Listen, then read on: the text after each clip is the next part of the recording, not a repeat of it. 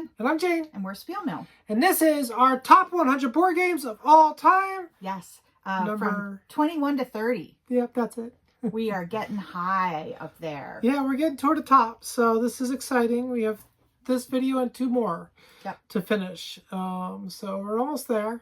And these are just such good games. Yeah. They get worse and worse. I mean, better and better. Something and something. They get interesting. Yes. Just like us. All right. So let's jump in. All right. What is your number 30?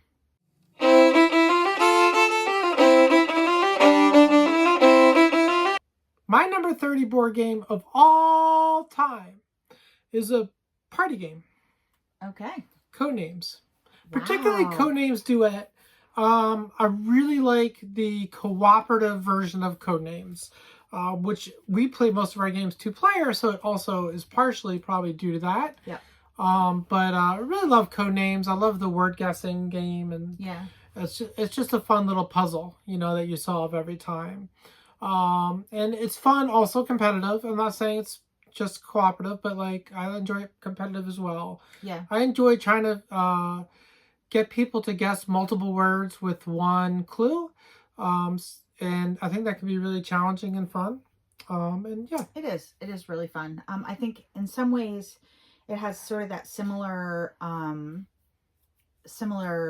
like brain funness to it as like Just One, where, you know, coming up with a one-word clue is so difficult sometimes because you need that modifier, you need that second word to make it make sense. And in Codenames, it's even more fun because you're trying to connect all those different words to one word. It's very challenging. Very. Very fun.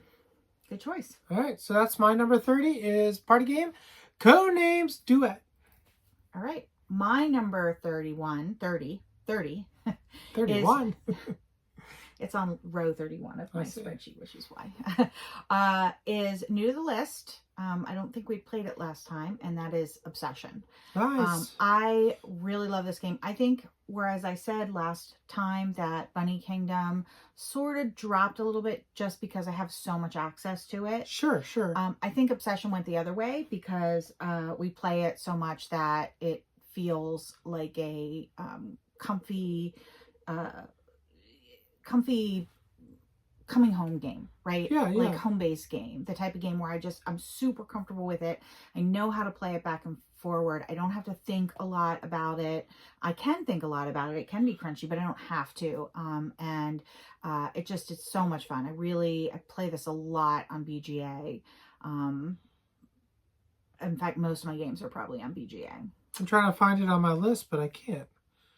Did I already have it? You must have. Unless it's coming up. Unless it didn't make the list at all. That can't be. I'm surprised. I mean, it's Downton Abbey, upstairs, downstairs. We love that that sort of genre. The theme is amazing. We love that theme. It's so unique in its theme compared to, 90% of the games that are just battles or fantasy or sci-fi or whatever. This is just a wonderful, wonderful game. Right. So, well, I don't know. It'll be a mystery. It will be a mystery. That is my number 30, Obsession. Good choice.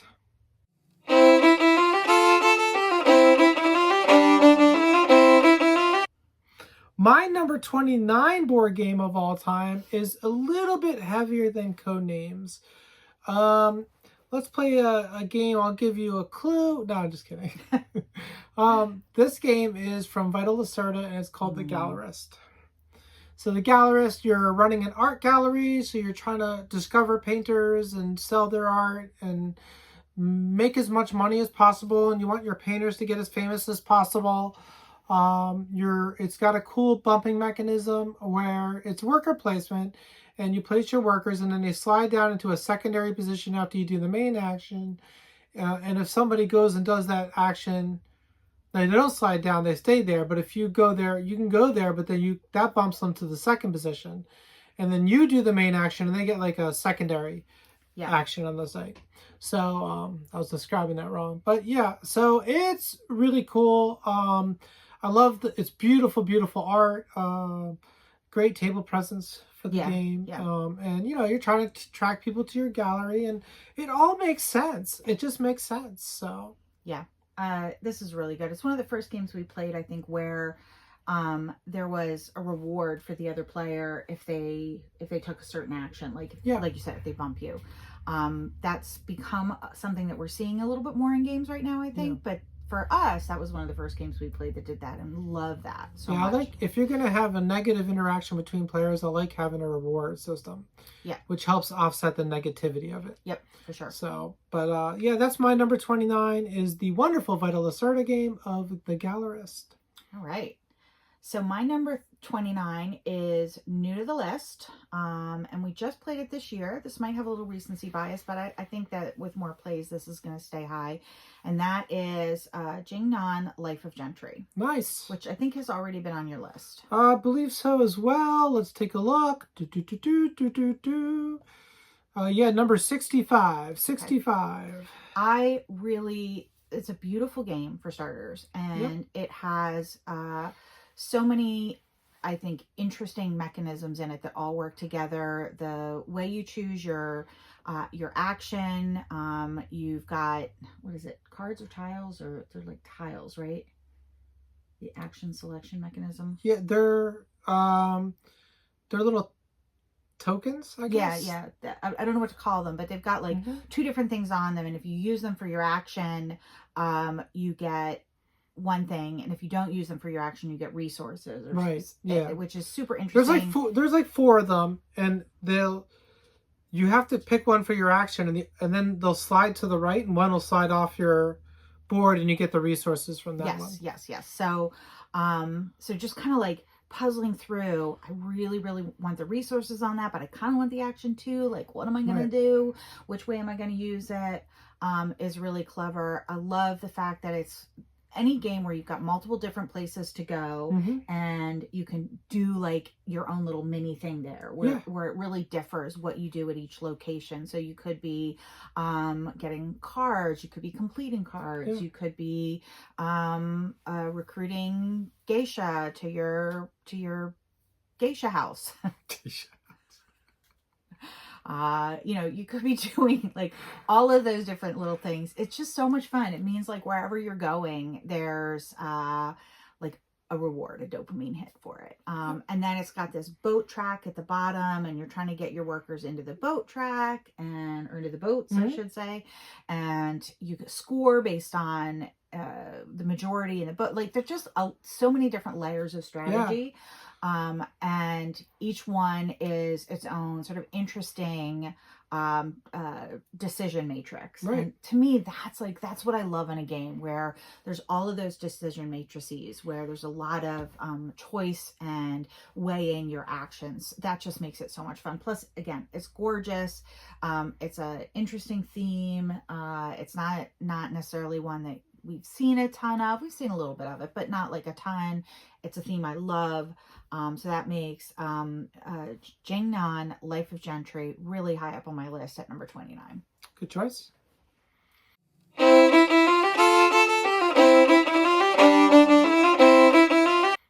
right, my number 28 board game of all time. I'll give you a hint and see if you can guess it. It's a fun game. It's not too complicated. Canoe. Canoe. Oh, I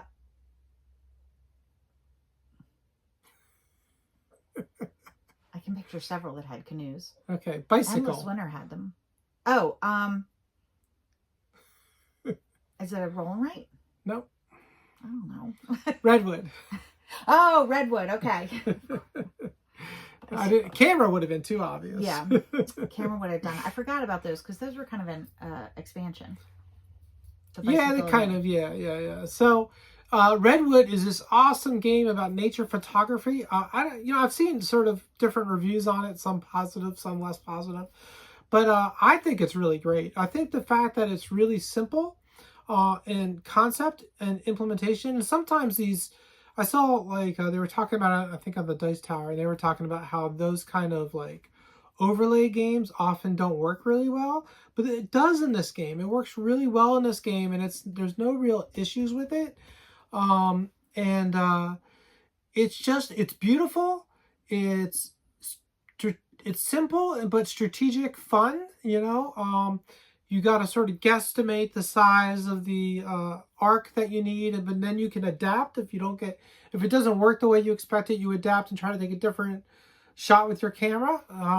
So I really like it, but it's basically about nature photography, and you're trying to get shots of wildlife and trying to get as many wildlife in a shot with the right background so you get the bonus points or whatever, and it works out really well. I really enjoy this one, and I just think it's, I don't know, it scratches an itch in a way that I think is very fulfilling. Yeah, excellent choice. So, all right, very good. All right, so that's my number 28 is Redwood. All right. My number 28 is Tzolk'in, the Mayan calendar. So super heavy. And I think, my games are probably going to be mostly pretty heavy when we get this high, because those are the games I really, really love. We have not played this in person in a hot minute. It's been a couple of years, and I really would love to get this back to the table. But I have been playing it on BGA a couple times. It's hard for me to get on BGA, but it's got these, it's got these gears that rotate, which is kind of what's so nifty about the game, is that it literally moves, right? They're plastic, I guess, gears, and they move. And so your worker is going to go with those gears, and it's going to get potentially more powerful if you leave it in that spot. So if you can put a worker down and be like, I'm just going to leave it there for a couple of rounds, it's going to get super, super powerful by the end. But of course, that means you're also sitting there without a worker. And you can either put them down or pick them up in a given turn. So if you are only picking up one of your workers and leaving another one on, that turn is going to feel less powerful. But, again, it's weighing that cost benefit. Is it worth it to leave it on there? It, of course, has,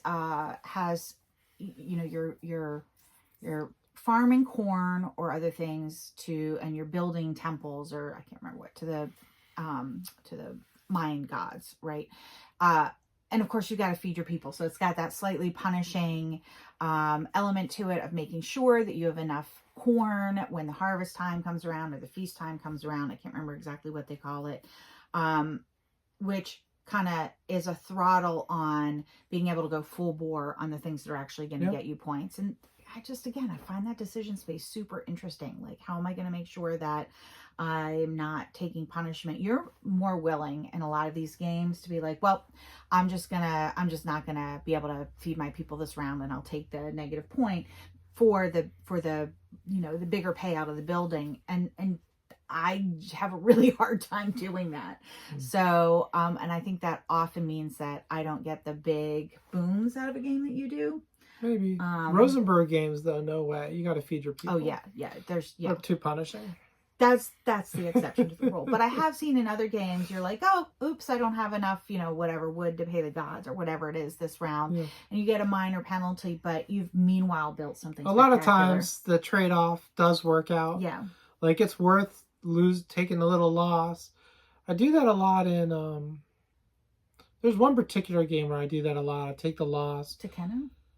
No. I feel like we've just played one that did that. But... Maybe Tekkenu, but I'm thinking of something else where you take a loss, and I definitely do it a lot where I'm like, I'll just take the loss. Yeah. But I can't think right now what it is. Yeah. And I think this is one of those games that has that possibility in it. I never do it, though. I'm always playing it a little bit safe. But I love that decision space. The table presence on Tzolk'in with those turning gears is spectacular. This is the original T game, and I love it so much. That's why it's so high on my list at number 28. Good choice.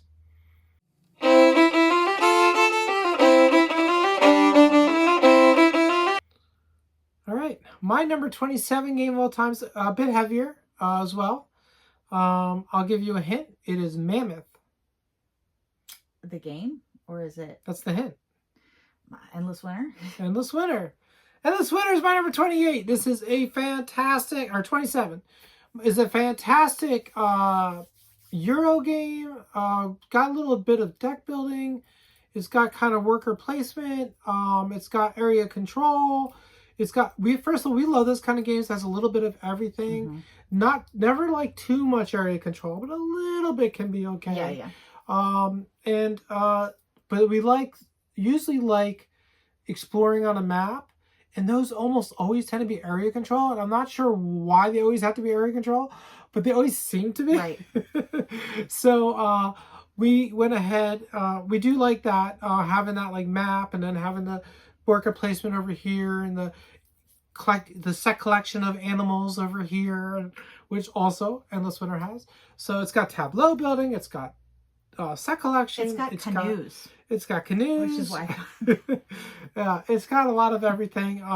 It's got a couple different ways you can play the animals.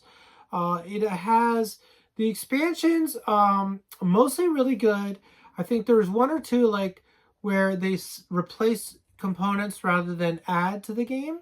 Yeah. And it's like, I don't want to unlearn and learn something new. I want to add to the game if I'm going to add an expansion. So I didn't love that as much. Not that it didn't work or that it wasn't a good expansion. It's just like, you know, I want to add to the game at that point if I'm playing an expansion. But yeah, I think it works really well overall. Fantastic game. And it is one of my top games now. It is number 27, Endless Winter. Yeah, it was my number 61. And I think in large part because of that, it's one of the few games I don't want to play with all the expansions. It just got too much for me, which is so rare. But yeah, great game. I didn't mind. I know you didn't. All right. My number 27 is, it's new to my list, although I really think we played it previously, but that is Heaven and Ale. Oh, nice. I really love this game. Obviously, it's my number 27, silly thing to say, but it has the ratchet track, where you can only go, or, you know, you can only go one direction. You can go as far as you want or as close as you want. Sometimes resources build up on some of the spots, I believe. And so you're kind of racing, the other person to try to get there. And then you are, you've got two sides on your board. You're trying to, I guess, grow beer with your monks. There's a light side and a dark side. And so you grow beer, grow the ingredients to make beer. You have to balance which side of the board you're building on, or growing things on. And, everything only scores, I think only scores once. You trigger a monk, and that monk scores then that, like, everything touching it. And so that's kind of, again, like that decision space. Do I score now when it's not built out, but I really need the resources, or do I wait? And then really interesting scoring track at the end. You've got 4 tracks, and you only score, what is it? I should have looked at this beforehand. You have to try to get them all up. You only score, what is it? Between your lowest and your highest? Your lowest. Your lowest. Your lowest barrel. Right. You only score that on all 4 tracks? I can't remember what it is now. No, you just score. Your score is based on the position of your lowest barrel. Right, okay. And then, based on how far ahead you are on the other tracks, all your barrels can move backwards to get more, to allow the barrels behind to move forward more. Yes. It's kind of interesting. That's so right. it's the balance of your barrels in the end. Yeah. So, which is just, it's super clever. I really enjoy that. Love the theme. Obviously, we really like beer, and we like our games about beer. Yep. Especially when it involves beer trees. Yes, beer trees. Are beer trees, do you think they drink a lot and are always drunk, or? I don't know. I'm very curious. I don't know. I want a beer tree now. I know, me too. Except it might, like, if you walk under the beer tree, and it might spill its beer on you. Or worse, it drop whole cans on your head. Oh, yeah. Oh, that would hurt. Anyway, Heaven and Ale. Worse than a walnut tree dropping walnuts. Is my number 26 game. Are you done? All right. That was my number 26, Heaven and Ale. What about you? What's your 25? Okay. No, 27. That was your 27. I don't know. Yeah. 27. True story, though. I used to be part of a board where we had our meetings in this grove of walnut trees, and we had to wear helmets for the meeting. As opposed to just moving the meeting. So we all wore different helmets. All right. Okay. Okay.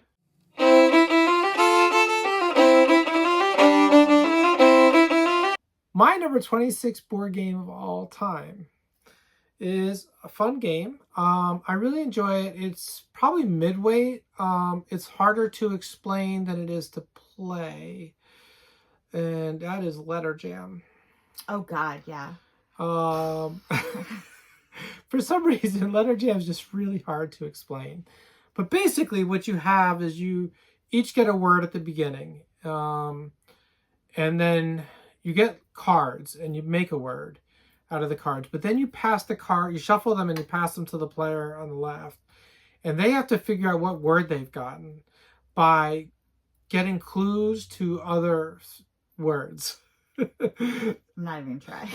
And the clues work in the sense that, like, it'll be like, if I want to make the word park and Jen has a P in front of her and her cards are facing away from her, then I can put a number on the P for her, and then somebody else has an A, I put number 2 on the A, I put number 3 on an R in the middle, and number 4 on a K as somebody else.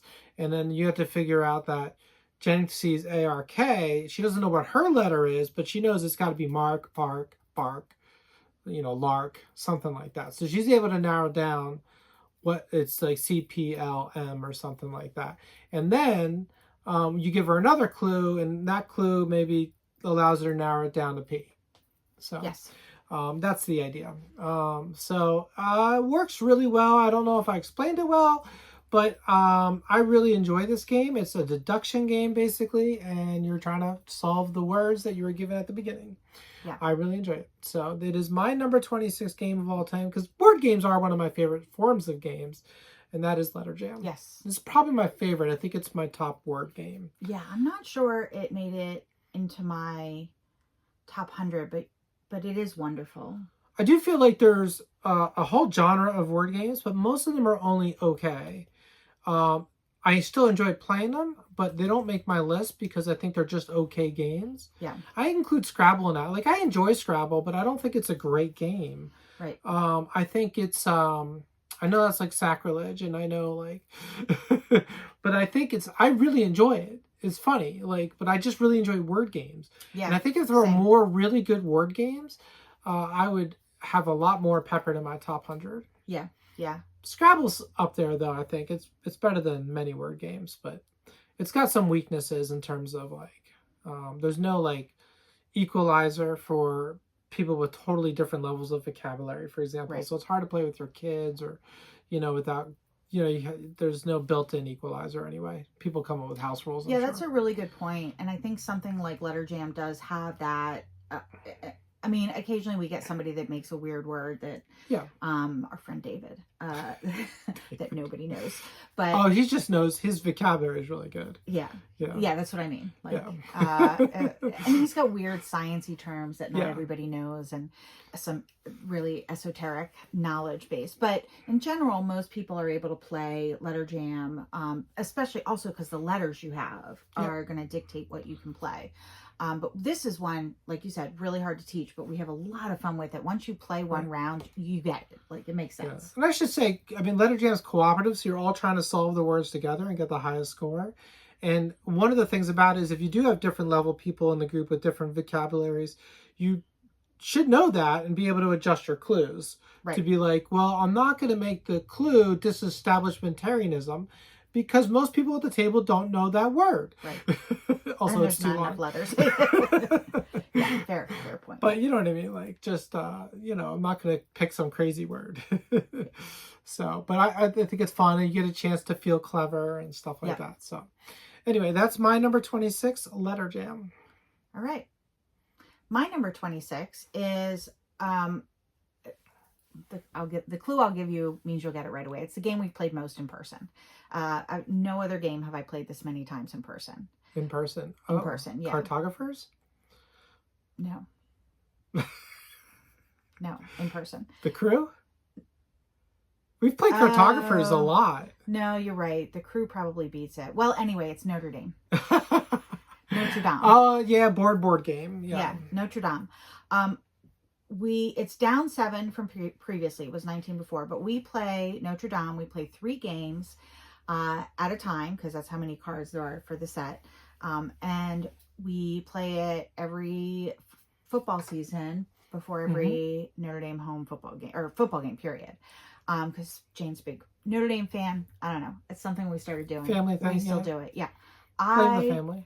This game is so brilliant because we have played it well over 100 times, and it still is challenging. Like it's still fun to play.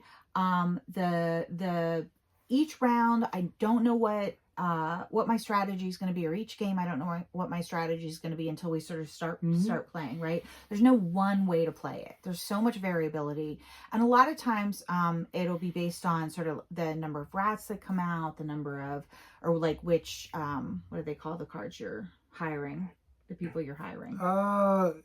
They're craftsmen, I think, or yeah. Or no, because some are like priests and stuff. I don't know. They're villagers. I don't know. I don't know what they are. Basically, what you're doing is you are helping to rebuild the Cathedral of Notre Dame, and you have your own personal area, and it's got 5 places you can send a worker, which is just a cube. It's a very typical ugly Stefan Feld board game.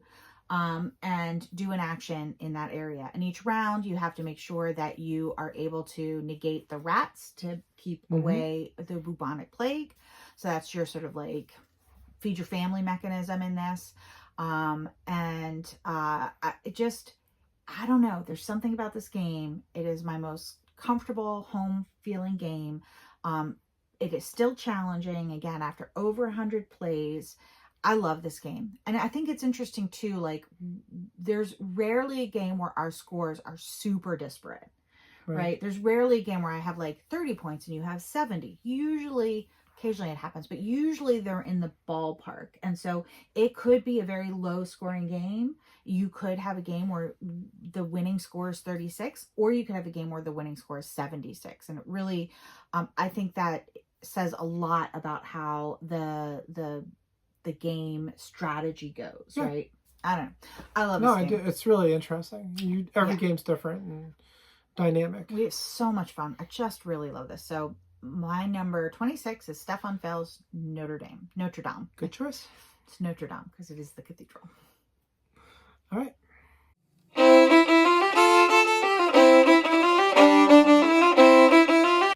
My number 25 board game of all time is a crossover with something from the last video, I believe.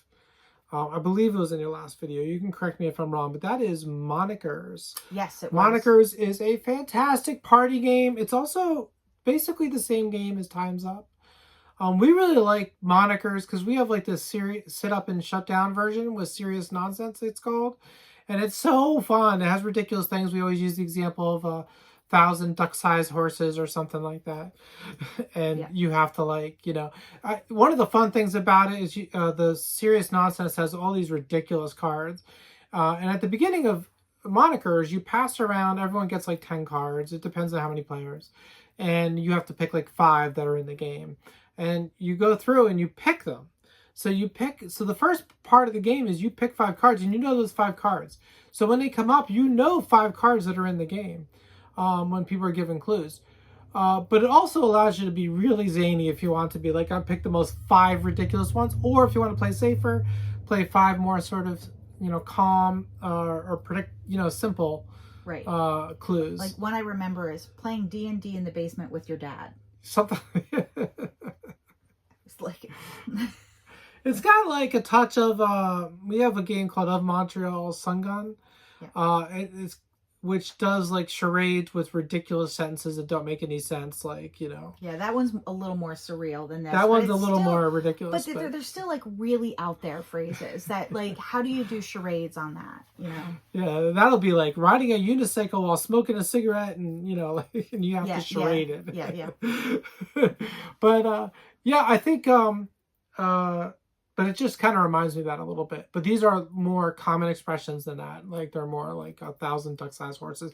I have no idea where that expression comes from, but it's would you rather fight 1 horse-sized duck or 100 duck-sized horses? Okay. Is where it comes from. And where does that come from? I don't know. I don't know where that comes from. But okay. So this is actually up 35 spots on my list. I keep forgetting to announce when things move up and down, but I think Slipper fell. So anyway, Monikers is a fantastic party game. I really recommend it. There is no game of Monikers that does not get ridiculous and lewd by the end. So if you don't mind a little bit of that. I mean, it probably depends on the group. It probably might be our group, dear. From what I hear, it's pretty universal. So, yeah. That's my number 25, Monikers. Right. Well, my number 25 is a crossover with this list. Wow. And that is Redwood. Oh, wow. Yeah, Nice. that's why I didn't say anything while you were talking about it. I was surprised, not because I thought I was being like unique with that. Yeah, no, so high on my list. I really love it. And now just a poser. Yeah, poser, not unique at all. When we got this out, and I realized you had to like kind of guesstimate which filter was gonna go the distance you wanted to go and include the things you wanted to be included, I thought, I'm gonna be terrible at this game. Mm-hmm. But for some reason it worked. It worked for me. I found that I think I looked up our winning percentage while you were talking about it, and I think I won about 50% of the game. So or I think 3 out of 5 actually. Well, the point is that, like, even if you're scared of the spatial aspect of it, it still works. Like, it's still. I think because you can adapt. If you grab the wrong length, you can adapt and end up with an even better shot than you realize was out there. So if you're paying attention to the different goals and stuff, it really makes a difference. Yeah, this is it's a beautiful game. And the other thing that I love about this is, again, and there's more and more of these now, but it used to be if you had a game about wildlife, you were out there hunting them, right? It seems like, and or capturing them for a zoo or something. But this is, you're just taking photographs, and I really love that aspect of it too. The theme is really speaks to us, and the art's beautiful. The game is beautiful, and it's just really, it's so unique too. It's obviously not a dexterity game, but there's an element to it that is so sort of like 3-dimensional and different from what you do in those games, right? You're trying to figure out like what angle, what shape do I need, lens, to capture the most images, or to line up the image that I want. And it's very tactile. Yeah. I like the fact that it's tactile. It's just so unique. It's so different from so many board games. It's somewhere in between like a dexterity game and a regular strategy game. And it's brilliant. The design is brilliant. I love it. So that's why it is number 25. Good choice. That is Redwood. Nice choice. Yeah, I think we both really enjoyed it. So it does make sense.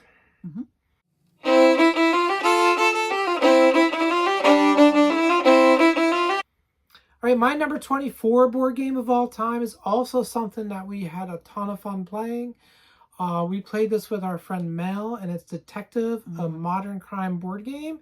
We still have some of this to play, but because Mel moved away, we haven't played it. Mel!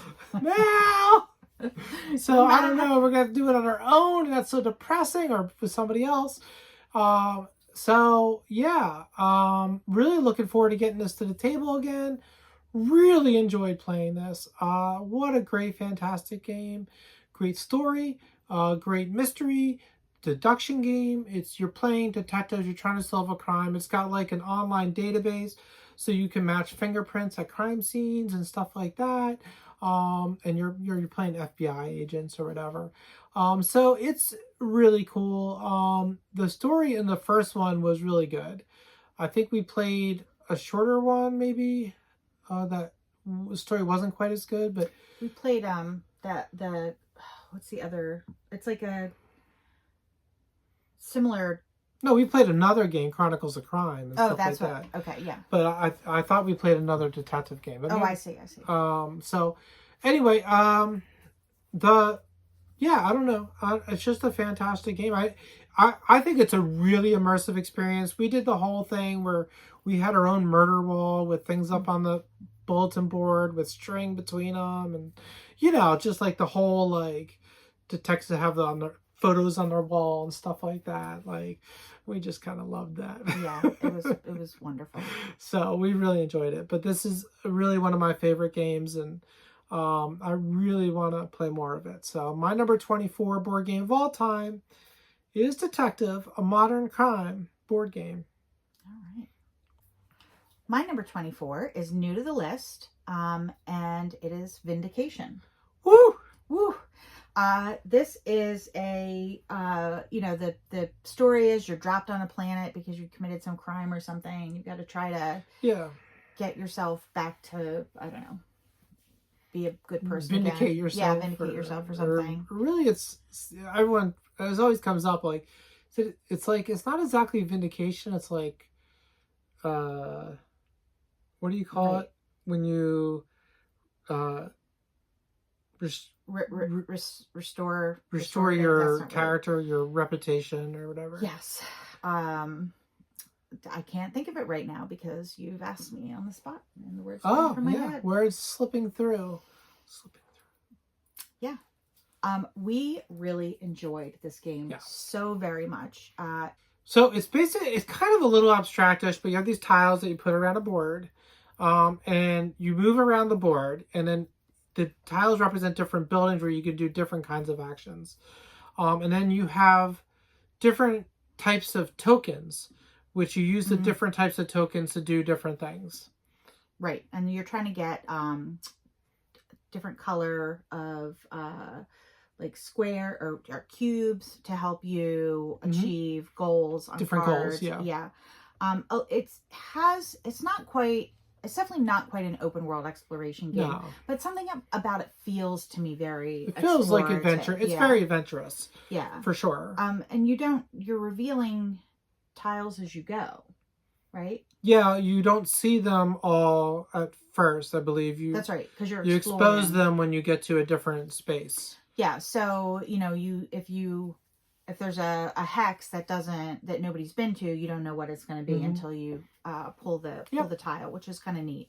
And I just really, really had so much fun with this game. We played a bunch of the expansions, which I think just added more to it. And unfortunately, that's all I remember about the game right now. I can't. My brain is failing me on this. I thought I remembered all about it when I looked at my list. I was like, oh yeah, I know why I love that game. Now I can't tell you, but it's a lot of fun. It's a lot of fun. It's an adventure game, and it's fun that way. So. Yep. All right. Vindication. That is my number 24. All right.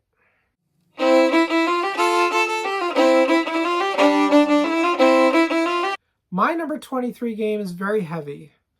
I've tried picking it up and I can't.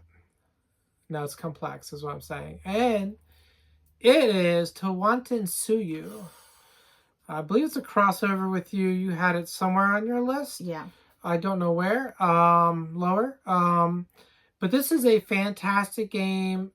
And it's got really cool mechanism where you place some meeples next to other meeples and you get more. But there's got potato as a resource. So you try to collect different resources and then spend resources, and you do things like you quilt and you battle, but not against each other, against like a, third party foe. And which is how we prefer it. And then if you're going to do battling, and you collect different things, I think there's set collection. So like, it's really cool. Like, it's definitely very complex, and it's got different costs depending on how, because it's like the board's like a pyramid, and the further up the pyramid you are, the costs are more and more. And so, yeah, I mean, it's just really, really good, and really enjoy it. I'm really impressed with this game, and I did not know it was going to be as good as it was. So it's my number 23, which is amazing. So Tawantin Suyu. Yeah, that is very high, but all those games are so good. We love all the T games. Yeah, it is my top rated T game. I'll say that. So I think that's it for the T games. There's a couple other games that begin with the letter T, but they're not T games. Right. So on my list to come. All right. All right. My number 23 board game is not new to the list, but it is up 119 spots. Woo! And actually, you know what? I think that the previous time it might have been not this game, but one of the series, because it's Caverna, the Cave Farmers. Okay. And I think previously we played the Cave versus Cave. Yeah. I don't think I played Caverna in person before that. And I wasn't that impressed with Cave versus Cave at the time, but I also don't know that we delved very deep into it. No. The 2-player version of Caverna. Yeah, I think it was good. It was fine. But again, if I'm going to play an Uwe game, I want either one of like the abstract type games that feel more like about like a logic puzzle, or I want the big kahuna. I want it all, board, right? I don't want like I don't want Agricola Light or Cave versus Cave Light. This is so much fun. I really enjoy this game. And actually I've been playing it a lot on BGA too. I think it's really neat. It's one of the sort of typical Uwe farming games, right? Except it's got these warriors that can go out and like quest and get things, which is, I think, really cool. So you're building up your cavern. You got to build rooms to have more, to build your family up so you have more people, so you can do more actions. And then you can arm those people, your family members, and they become warriors. And so you can send them out to quest on a turn, and they can go, you know, depending on how powerful they are, is sort of dictates how much they can do. So you want to get them to be really high ranking. So that's the only way to get cattle. Well, no, rubies. I can't figure out how to do that on BGA though. Rubies are how you get cattle. The main way. Or through questing. I guess you can go through questing. I always got them through questing. I always get them through rubies. Okay. Can you do that on BGA? Yep. Oh, you have to show me how. But so either rubies, which are really hard to get and really valuable. You don't necessarily want to spend them on cattle, or by having a really powerful warrior, right? Are the two ways to get cattle, which are of course worth the most points or feed the most people. Because it is Uwe, and you do have to feed your people at the end of the round. So there's that. Just really delightful. It's an Uwe game. I love Uwe games. So wait a second. You just went to war. Yeah, I went to war. And you came back with a cow and a bale of wheat. Yeah, that's right. Yeah, well, I mean, it's very Vikingish, right? It's just funny. Bring back things to live by. Yep. The one thing I like about this game also versus Agricola is the your animals only score, what do? You score the one that you have the most of, I think. No, you score them all. You score them all, or they score differently than... The vegetables are not mandatory, I think. Okay. But the animals score differently. I think it's 1 point per animal, right? So you do get a negative if you don't have any cows, sheep, or donkeys. I think so, yeah. Or boar. But could be wrong. It's not like having 5 cows is worth a ton more points than having five sheep. It's 1 point per animal, I believe. Which is, I think, nice because sheep are so easy to come by. Yep. And you can use your boar, which are, 2 food per boar instead of 1 food per sheep. Boar are also a thing you can't get directly, except for placing... You have to place tiles on your board which cover them, or you have to get them through questing. Rubies or questing. Yeah. It's good. It's Uwe. I love Uwe. Yep. It's my favorite, probably one of my favorite types of games. Yep. And that's Cave versus Cave. No. Caverna, the Cave Farmers. Yeah, that's right.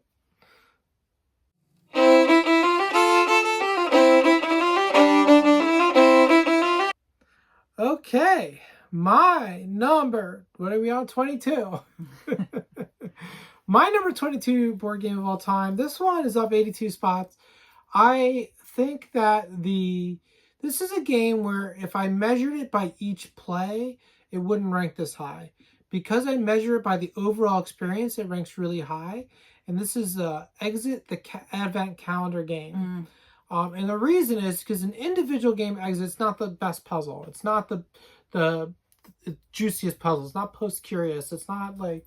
Right. It's a light puzzle. It's a simple puzzle. Often we solve it really quickly and we're onward, upward. But it's 30 puzzles in a box. And you play it every year at Christmas. And you play it for 30 days or 24 days. And it's just the whole experience of the story going through the 24 days plus the puzzle every day, and some are easy, some are hard, and none of them are super hard, so they're very good intro level.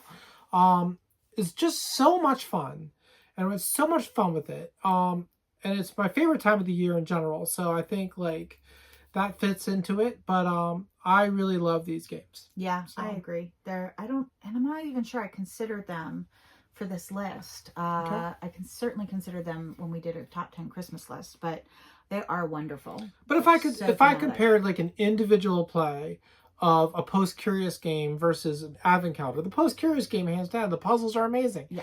But they're further down my list because they're like one and done, or two and done, or three and done, but they're not like 24 plays every year.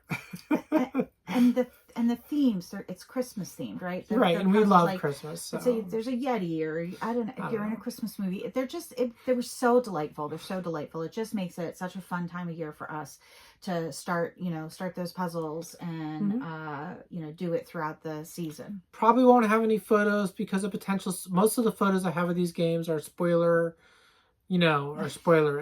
So I can zoom it out and look closer at whatever we're trying to look at that's so small. You know what I mean? Like, I don't want to spoil anything. But like, you can still get these past years online. Yeah, too. Usually. So if you haven't done it, you can go find one online for next year. We moved last December, a year before, 23. a year and a half ago. And so we were not able to do the Advent calendar year, so we did them both this past year. We did 2 calendars. We did one in November and one in December, and that was great. Do it. It's so much fun. So much fun. Oh my God. Was so good. It was a good year for Basically it, too. had 50 days of puzzling. And almost in a row. We took a break for 5 days from like the 25th to the 30th of November. Yep. So, but it worked really well. Indeed. So, anyway, that's our... my number 22 is the Exit the Game Advent Calendar. My number 22 she's a big one. Very, very chunky. And that is Lisboa. Lisboa. Yes, from Vital Lacerda. So you just have the Gallerist. Yep. I'm a little surprised that when I did this, the Gallerist ended up lower than Lisboa. Because you usually complain about Lisboa. I know. Well, I think part of it is, again, I was just like, what do I want to play right now is how I did this. Right. Okay. And I think I really want to replay Lisboa because I'm a different gamer than I was when we played it. It's super brain burny. I feel like I barely had a handle on it last time we played it.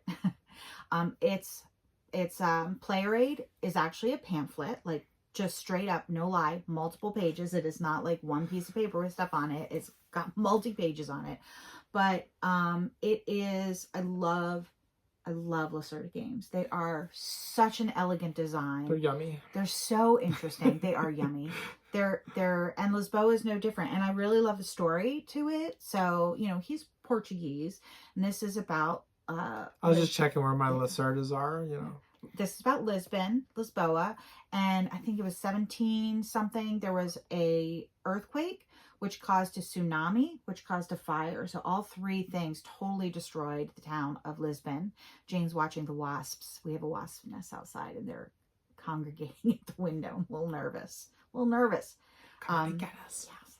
But so the town was totally wiped out, and you have to rebuild the town of Lisboa. And so that is basically the sort of theme of it. And it's like any Lisboa. There's 6,000 moving parts, and scoring is a complicated mixture of, triggering multiple things triggering each other. And I love that. I just love his games. They are so delicious, as you said.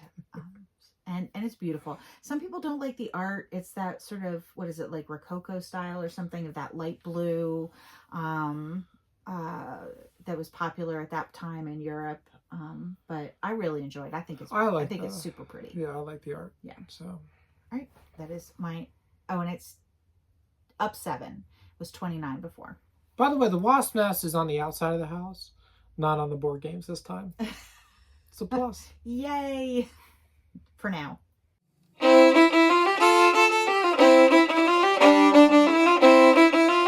My number 21 board game of all time is a crossover on this list. It is a really good game. I was going to say something else about it, but I forgot it was. We talked about it at length, but you weren't able to describe it very well, and neither was I. So it was Vindication. Yes. Vindication is fantastic. It's a little abstract feeling, but it's like an adventure game. You're going around trying to do good deeds and, whatever. Collect resources, spend the resources, achieve goals. You've got companions that you're You trying have to companions. activate. Yeah. I think that's an expansion. The companions? Maybe. But really good. There were a couple expansions. We played with them all. So good. I know they're doing like a new version of this. I don't feel compelled to get a new version of this, even if it is streamlined. I like what we have, and we paid for it, and I'm not paying again for something that's the same. But if you don't have it, I highly recommend this game. I definitely recommend it. So maybe the new streamlined version makes sense for you. And I know Tom Vassell really loved it, so you can actually go check out his review if you want real details about how it plays. So it's a fantastic game, though, and I think it has good table presence. We had the deluxe that has like some nice metal components and stuff, so like little metal badges and stuff, and wooden tokens. So we do like our deluxe components. So we do. Yeah, but that's my number 21. We talked about it already, so I'm not going to go too in depth, and that is Vindication. All right. My number 21 is up 21 spots. It was 42 previously. This is a game that I've been playing on BGA a lot, which I think helps get it up there. Again, opposite of Bunny Kingdom, where it just becomes so much more comfortable and familiar.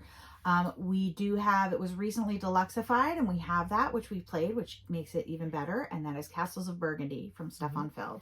Love Stefan Feld is definitely one of my top favorite designers, up there with Uwe Rosenberg and Vital Lacerda. They're all over this portion of the list. This is, I don't think it's probably not my highest rated. I'm not sure without looking, but it's probably not. But it's up there. And again, this is comfortable comfort food of a game at this point. Really, it's one of those super elegant and clever designs. You're just taking tiles off of the board, putting them onto your map, and based on dice, right? You got 2 dice per turns. It just, again, the strategy often evolves from which of the scoring tiles you get, the yellow scoring tiles, or which buildings are available, and which buildings you can get. And I love that about his games. They're pretty easy to grasp, but they don't get old. The strategy just keeps strategizing.